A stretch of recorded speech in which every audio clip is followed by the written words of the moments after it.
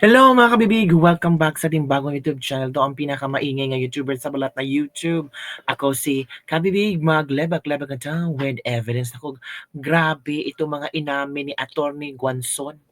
Na-interview kasi si Attorney Guanzon ni Sasrugando Sasot ngayong gabing ito para mag-explain sa isinumite na kaso ni Attorney Guanzon sa Korte Suprema na until now hindi pa rin nakaupo, hindi pa rin naka-take oath ang P3WD na party list ni Attorney Guanzon.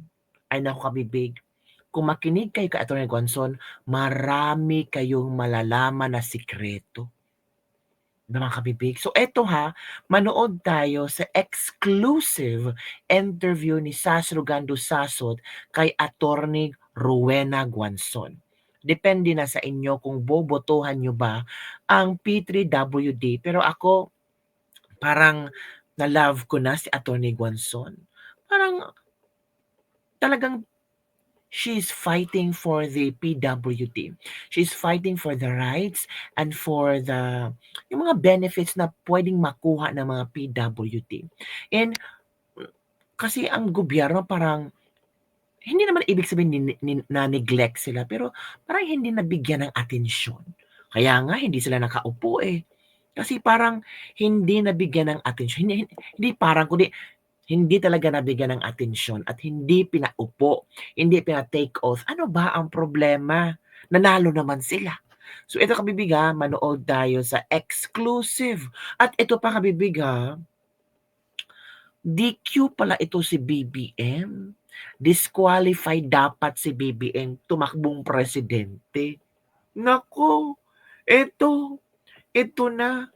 Ito na, makinig tayo kabibiga. Let's watch this video. Nako, ang daming revelasyon.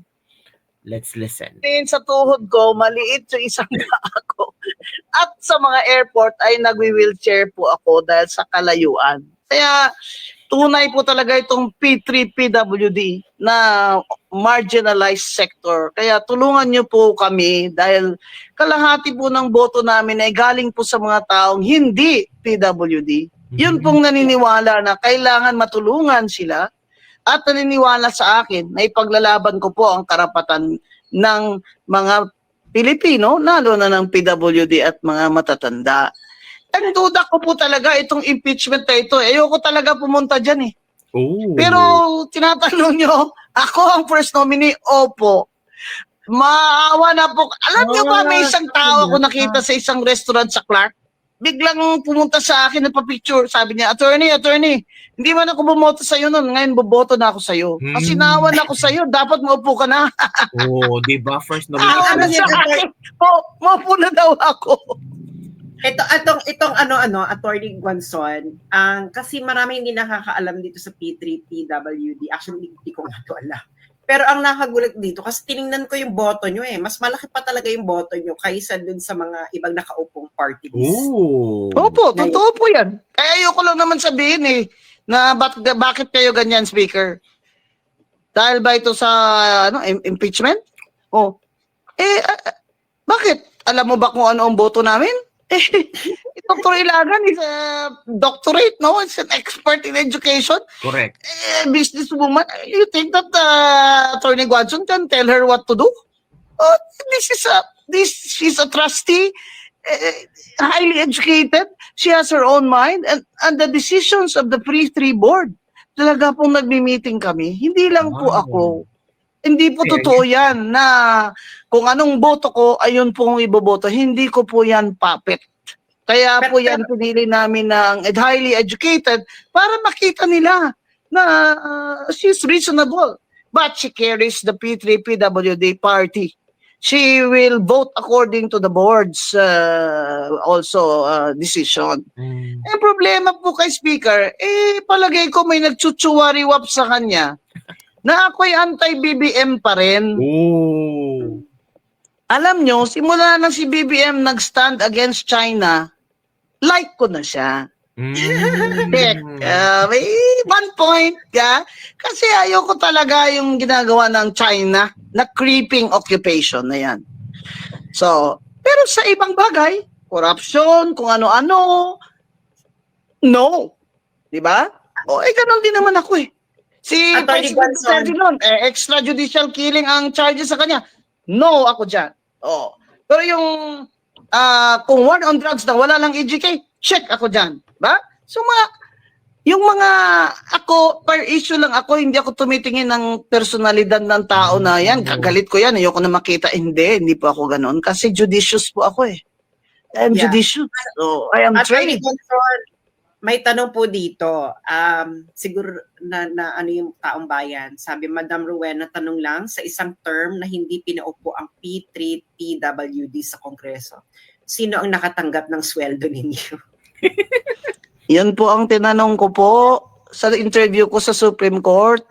Gusto ko nga malaman yan eh. Kaya susulatan ko yatang sila eh. Pagkatapos nitong husgahan tong petisyon namin. Nasaan ang sweldo namin? Tama. Yung 3 years na yan, sweldo ng staff namin. Nasaan yung budget namin dapat na parang yung soft programs ba? Yung mga scholarships, mga medical, nasaan na?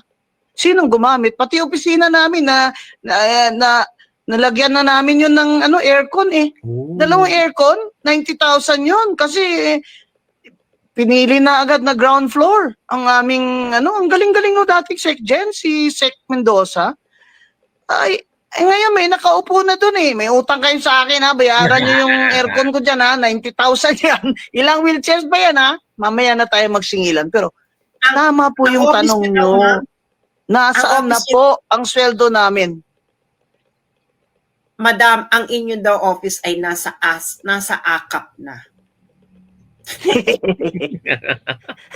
Naakap na pala yung opisina ng P3. Naakap. So ayun,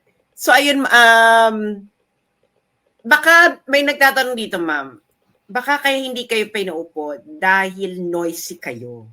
Na pag makita niyo daw ang mga anomalya sa mga budgeting, magsalita kayo. Oo, pwede. Abay, siyempre. Pwede. Pambira naman kayo yung lola nyo eh. Gusto nyo busalan? Nagsalita nga sa katedral na DQ si BBM sa opinion ko eh. Ngayon pa ako, matanda na ako, ngayon pa ako matakot na, naku, baka wala akong funds. Kapag hindi ako pumirma sa impeachment, mawalan ako ng pork barrel. Hindi po dapat ganyan ang tingin nyo sa kongresista nyo. Dapat po ang kongresista nyo ay ideal, ay honest, at may integridad, at may prinsipyo. Ayaw nila ako. Kasi totoo yan. May nakarinig po sinabi talaga niya she has a very alam mo English kasi speaking no? Quote unquote, she has a very colorful personality. So she is uncontrollable. Ano po? Gusto mo pala remote control Kaya pala. Uncontrollable. Alam nyo, pinalaki po ako ng tatay at nanay ko na mag-stand up for what is right. Bata pa ako, kaya siguro ako nag-lawyer. And born between 3 brothers who tried to bully me but did not succeed. Di ba? Kasi tayo mga Pilipino, dapat meron pa tayong natitirang ewan ko, nasa na ba sila? Tingnan nyo rin yung mga dating kasama ko sa, grabe. Ala. Mga rally ni Leni ako sarili kong gastos. Sarili naman ng gastos, pero sa lahat ng party list, ako lang pinapaakyat doon sa stage dahil ako yung gusto ng mga local ba, yung mga bata. At saka hindi ako free rider. Nagbibigay ako ng contribution ko. Lahat ng tao ko, lahat ang gastos ko. Kaya ako lang umakyat doon. Ngayon na gulo-gulo-gulo na, sasabihan ako ng ibang unfair kayo, alam nyo, yung ibang kakamping dyan. Grabe kayo ka-unfair sa lola nyo. Sasabihin nyo ngayon na ako, pro Duterte ako, kaya ako inaaway si Speaker. Abay, anong logic nyo dyan? Actually, Anong logic yan? si Consistent Ma'am Beg. naman ako, di ba? Sa kampanya ko, sinabi ko, sige, paupuin nyo si Marcos, hindi na yan aalis. Oh. Yeah. And Speaker Romualdez is part of this dynasty. That's why they want control. Control is for their next dynasty. Actually, That's the si problem. At actually si Attorney Guanzon, yung consistent talaga siya Tama. mula noon hanggang ngayon. Hindi naman siya naging prodigong eh. Pero tama si Attorney Weng dyan. Very nag issue by issue siya.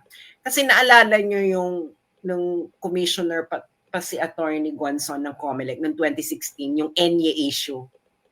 'Di ba? Si Attorney Guanzon noon identified siya dati sa LP pero nagsalita siya tungkol dun sa ENYE issue, yung may pumasok na, 'di ba may pumasok na ano ng Smartmatic na ni-raise niyo yung issue na yon.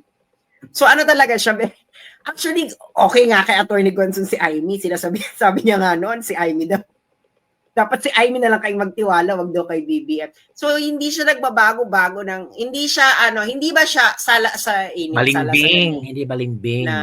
na tao. Kung ano yung sinabi niya nung 2022, yung pa rin yung sinasabi ngayon ni Attorney Guanzon. Kaya nga, love namin si Attorney Guanzon. dahil alam niya, Attorney Guanzon, na it's better to be in front of someone na alam mo talaga yung posisyon. Correct. Na alam mo na, okay, ito yung posisyon niya. Kasi it's easier to deal with that kind of person na alam mo, hindi ka ba na paikot-ikutin na ngayon sasabihin sa'yo, ayaw ka, tapos biglang gusto ka na, tapos biglang aayaw uli. Yung budol ba? Kasi di ba kayo nag-warn nga sa amin na. Ang budol. Ang dami nyo na budol. Sinabi ko na sa inyo. Nagkakahiya. Ayaw nyo maniwala sa lola nyo. Ayan, nasisi na kayo, nabudol kayo. Di ba kayo rin naman nag-warn no? Talagang warning talaga. Kumalat na yung video nyo yon. And true enough, naging totoo si Attorney Guanzon. Alam mo si Attorney Guanzon, very